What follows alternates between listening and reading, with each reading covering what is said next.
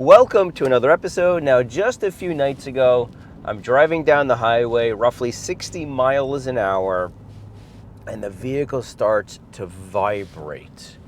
And the RPMs were dead steady. The vehicle was not misfiring, but it was really startling. So I immediately got off the highway, took the back roads, and then I started thinking, well, let's see if I can recreate this, because what in the world is going on? So I jumped back on the highway, and at 60 miles an hour, nothing. Absolutely nothing. So what I'm hoping to do is get this on film. Jump back on the highway, and two things really just come to mind. Number one is just placing the vehicle into neutral and see if the vibration goes away. If it does, then we know it's a driveline issue. If the vibration does not go away, then lightly pressing on the brake pedal, because maybe a caliper is stuck. And if that goes away, then we know we have a braking issue. 2010 Impreza, 192,000 miles. And I also have my infrared temp gun. You'll see why in a little bit, along with a scan tool, just in case the check engine light pops on. Here we go. All right, guys, here we go. That's 40, 50, and I do feel a little bit of vibration. Yeah, the whole car is shaking. Hold on, let me see, because I'm going on a little bit of an incline right now. Yeah, the whole car is shaking. Not missing. RPM is dead steady. Let's put this in neutral in a moment. Once I'm safely able to do so. Yeah, this is vibrating. All right, here we go. All right, here we go. Neutral. Still have the vibration. Wow, look at this thing. I don't know if you guys can see that. Let me move over another lane and hit the brake.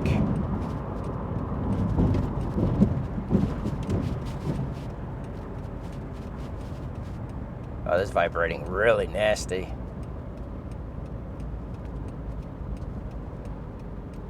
Doesn't seem to be doing anything.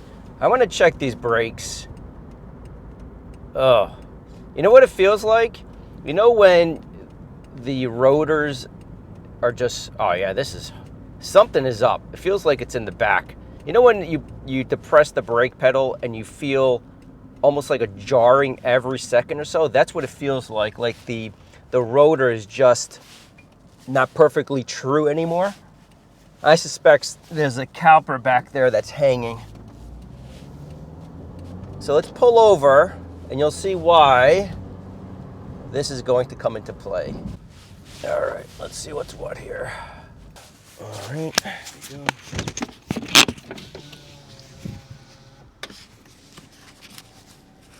Let me take you guys with me.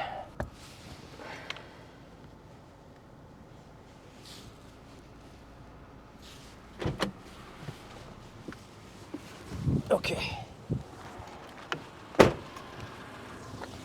Let's take a look. That's roughly, let's say 170 to 190. All right. This guy, about the same. That hit a little hot there in a moment, but that's the fan pushing off the heat off the engine.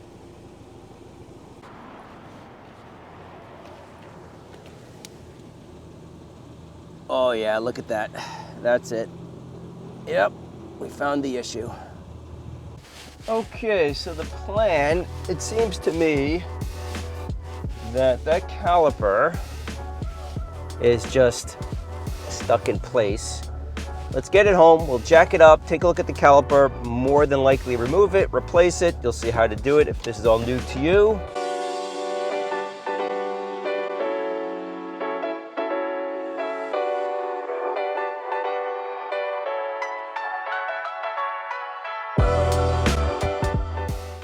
Let's quickly look at the pads here. Oh yeah, they're shot. All right, more money. This is just a 12 mil wrench and a rubber mallet. Break it loose, see how this is turning? Sometimes the fastener may turn with it. No big deal. Let's place an adjustable wrench on there. Okay, there you go, that's loose. Ooh, it's hot, man. This caliper is burning hot. And the wonderful thing, you can do a lot of DIY repair with just basic hand tools, nothing fancy. Just basic tools, man. There we go. There we go. Let's see if we can press that back in. There's two ways you can actually test these. Let's look at these pads. Oh boy. Yeesh. Almost at its marker. It's, wow, it was about to hit. Yeah, there's no scoring back there. Okay. Now to compress this piston back in its bore, you can use a toolkit like this. It makes the job a lot easier. Whoops. But if you don't have something like this or you don't want to buy one, block of wood and a C-clamp. Now watch this. As I turn this C-clamp, not even moving. Not even moving. It's rock hard. But let's remove this on the back. You see this fitting? There's just one fitting. Remove this fitting and make sure you have a drain pan.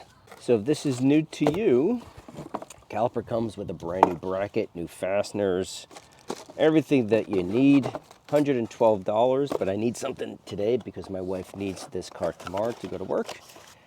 And new brake pads, $62 for brake pads. Again, only thing they had in stock, and I need this car for tomorrow.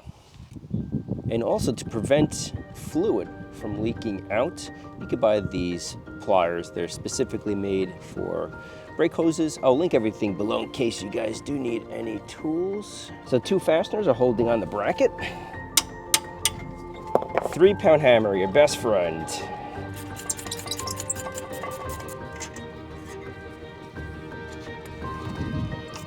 Just making sure this is nice and clean. Now this is interesting, I'm just realizing, because I had too much play in that brake line. But look at these 2 banjo fittings. The new one is clearly longer than the old one. This is something I always do, keep the old hardware just in case, because when you return the old caliper, typically there's like a $45 core. Take all of the old hardware off just in case. Look at the difference. I can't use the new one, it's way too long. So we'll have to use the old one along with the brand new washers that came with this one. It's tough to get good parts at today, I tell you. It's always something. There's no pride in anyone's work anymore. So a washer, like so.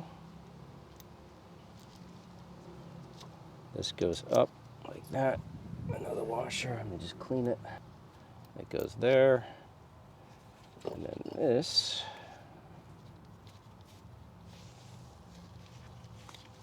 goes into here, like that. Yeah, that's much better. On the old fastener, this line was playing like crazy, so I'm glad I have the old one. A little brake grease, and I usually put it on the rear of the pad where the piston of the caliper makes contact, just like that.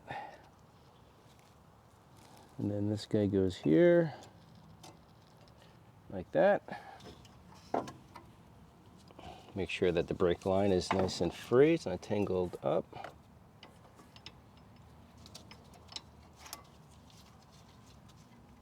Okay. Now bleeding the brakes is simple enough. You want a flare wrench. You see the difference between the 2 of them? This grips onto the bleeder really nicely. Okay.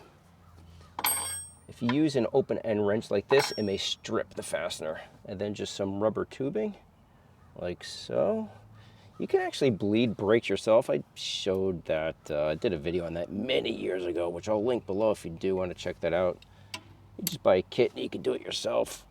But I'm going to have someone do this in a second. I like to use a zip tie just to make sure no air is getting into the system or escaping. And then just an empty bottle. On the cap, I drilled a hole. That's 3/8 of an inch. So just grab your drill bit, 3/8. This is ready to go.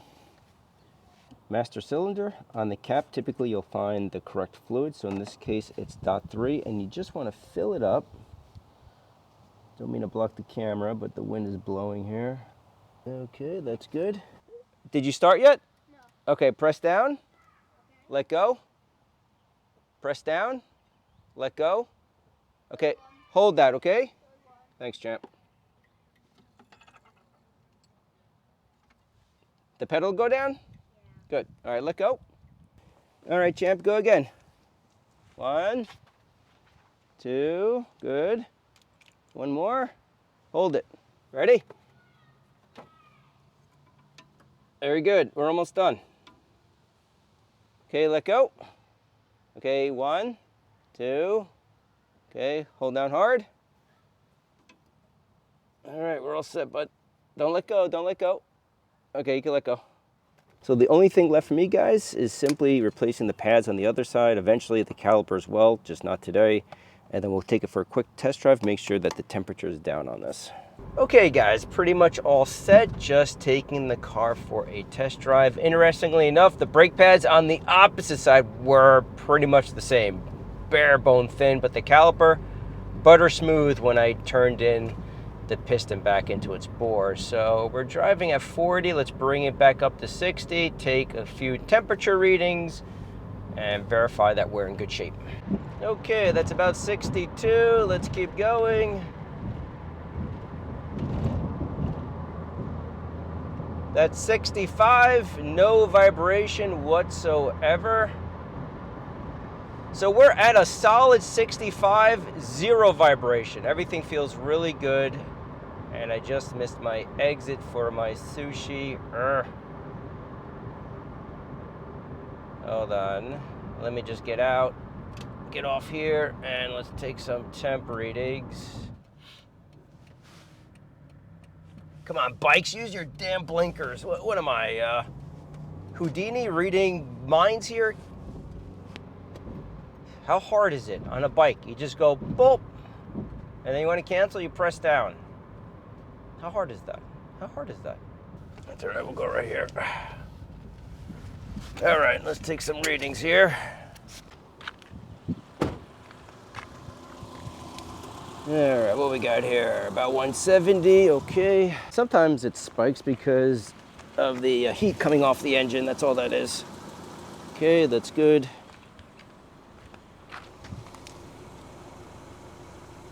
That's good.